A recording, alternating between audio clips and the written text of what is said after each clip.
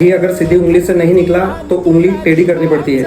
मागच्या महिन्यात आपल्याकडे गावातील काही नागरिकांच्या 2-3 समस्या आल्या होत्या। त्याचे आपण ग्रामपंचायत मार्फत गट विकास अधिकारी यांच्याकडे आपल्या सरकार पोर्टलवर तक्रार केली होती। एक समस्या होती लहान्या पुलावरील हायमस लाईटची, दुसरी समस्या होती कैलास भाऊ जुमळे यांनी जो रस्ता दाखवला होता त्या रस्त्याकडची, आणि तिसरी समस्या होती आपल्या जवळच्या पाईपलाईनची। तर अशा 3 समस्यांची तक्रार आपण मागच्या महिन्यात 18 जून तारखेला आपल्या सरकार पोर्टलवर दाखल केली। त्याच्यानंतर 23 जूनला ग्रामपंचायतकडून आपल्याला वेगवेगळ्या प्रश्नांची उत्तरं मेलद्वारे देण्यात आले। एक म्हणजे हायमस लाईट दुरुस्तीसाठी पाठवण्यात आलेला आहे, लवकर बसवण्यात येईल। पाईपलाईन संबंधी सांगण्यात आलं की पाईपलाईन दुरुस्त झालेली आहे। आणि तिसरं म्हणजे की ग्रामपंचायतकडे निधी उपलब्ध नाही आहे, त्यामुळे आपण त्या रस्त्याचा तात्पुरतं फक्त नाली काढून काम करून देऊ, एवढे उत्तर आपल्याला देण्यात आले।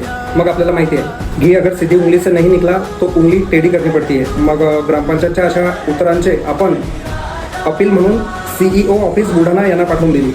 त्याच्यानंतर त्यांनी आज म्हणजेच दिनांक 10 जुलैला एक दिवस आधीच रस्त्याची साफसफाई केली, रस्ता मोकळा करून दिला।